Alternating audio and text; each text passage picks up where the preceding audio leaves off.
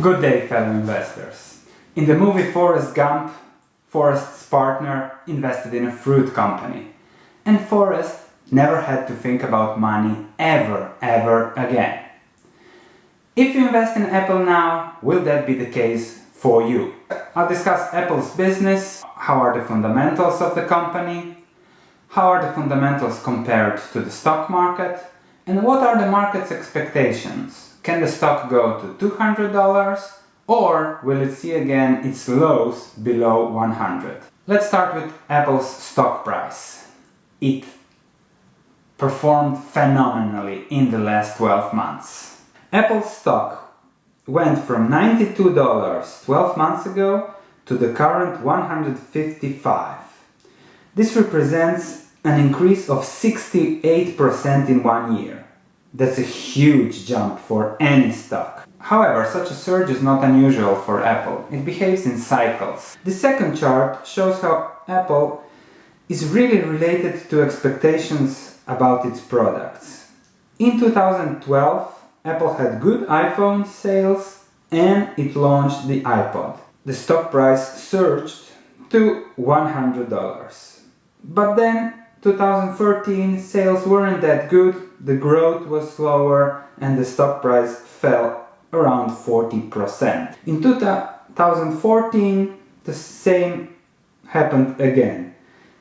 Investors got excited about the iWatch, about iPhone 6 sales, and the stock price surged to 130. After again disappointing sales, the stock price fell below 100 to a low of around 90. Since last April, May, the stock jumped again to the current 155. On the hopes that the iPhone 8 will be a remarkable product and because current iPhone sales stopped declining.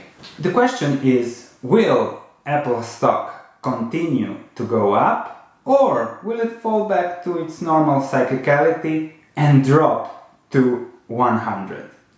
We'll discuss what are the business perspectives for Apple, what are the probabilities that the euphoric investors are right, and what are the probabilities that the pessimistic investors are right. So if the iPhone 8 turns out to be a great product, many customers will buy it and Apple stock will go up.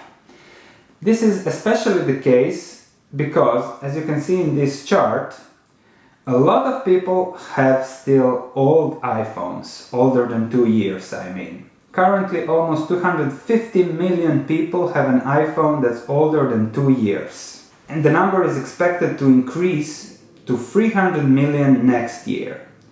As iPhones don't last forever and Apple customers mostly stick to Apple, we can expect Apple sales to be at least stable in the future.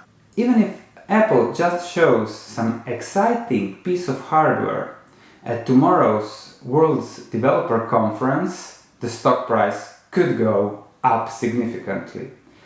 If Apple doesn't show an interesting product, doesn't meet expectations, Apple stock could decline significantly. Such ups and downs are completely normal for a company like Apple. It's a technology company, fashion company, some people call it.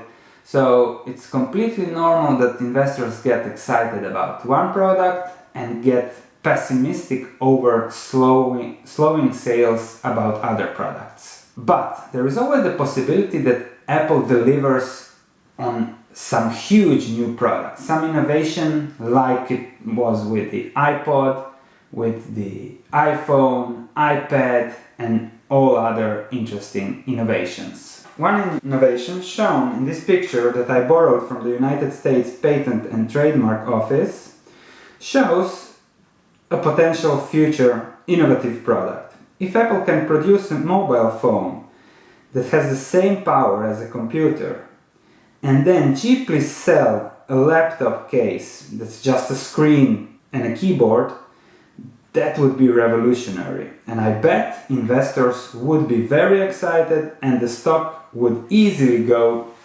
above 200. However, the product would be exciting. but the profitability is questionable. Such a new product, combination of a laptop and a phone, would be quickly copied by Chinese producers and all other producers, so the margins would be squeezed, and such a product, a cheap laptop case connected to a phone, would cannibalize existing iMac sales. So there is always potential upside from exuberance, from investors' exuberance, but the potential upside in profitability is always questionable. That's why we have exuberance, stock price goes high, realistic profitability numbers come in, stock price declines. Now we are in a place of exuberance on iPhone 8 expectations and new product expectations. We'll see if the stock price will decline or will go up. Now, there is a way to know what's the downside when you invest in relation to the upside. And that is to look at the fundamentals of the stock. Apple has sound fundamentals, and those fundamentals will always put a downside limit to the stock price. We have also 300 million customers that will probably buy again, so that's another limit to the downside. Let's see what do the numbers tell us. Since the release of the first iPhone 10 years ago, revenues have surged.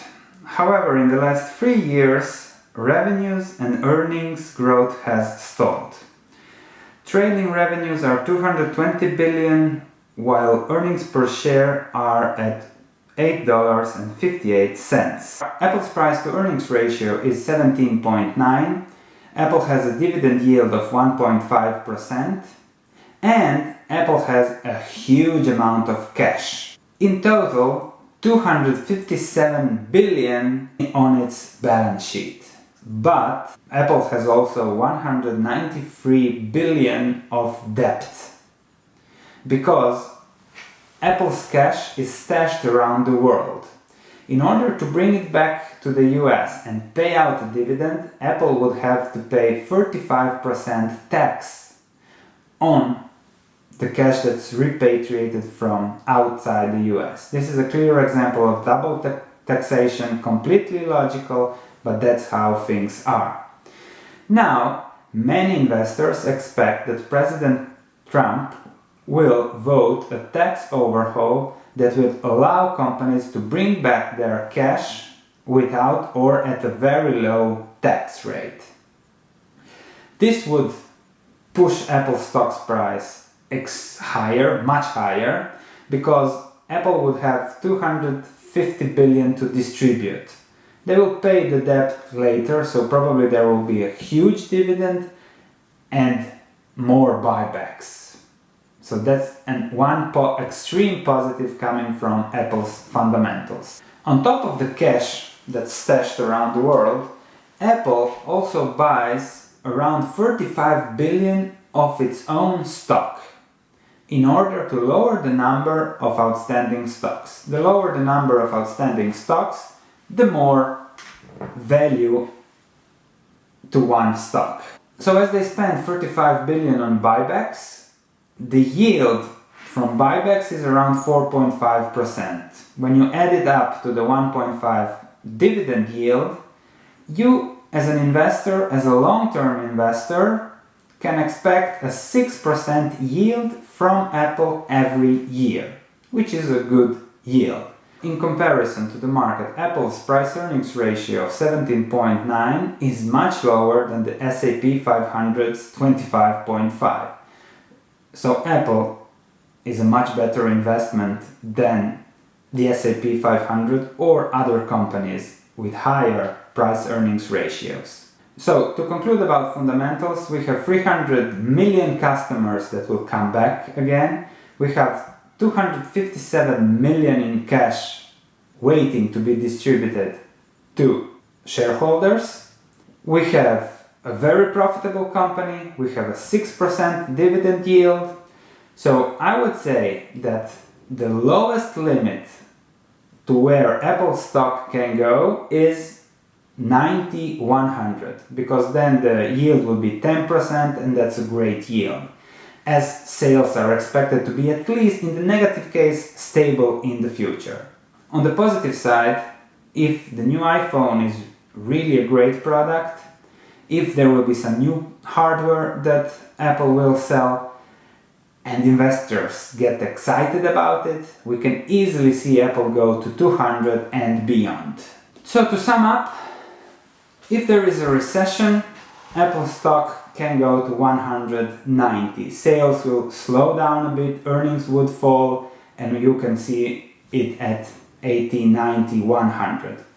If there is a recession, or the iPhone 8 is not good enough, or there are not any new products, I would give 40% probability, as there is a 40% probability that a recession will hit the economy in the next 2 years. So that's 40% probability. Exuberance about the iPhone,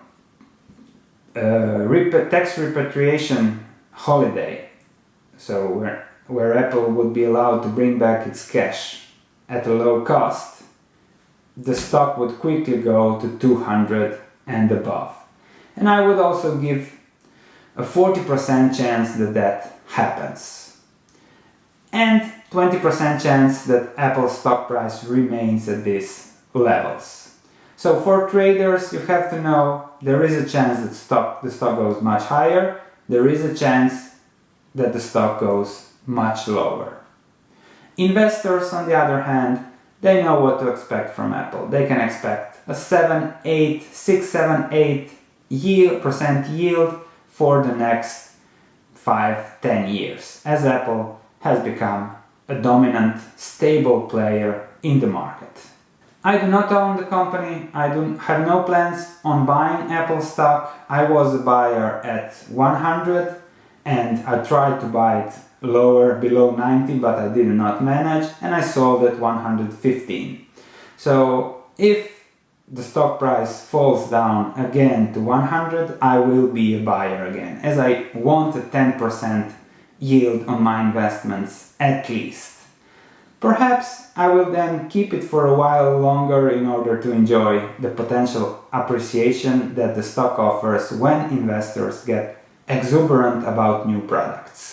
If you have any comments, please write below, subscribe if you like the content. There will be plenty more stock analysis. Have a great day.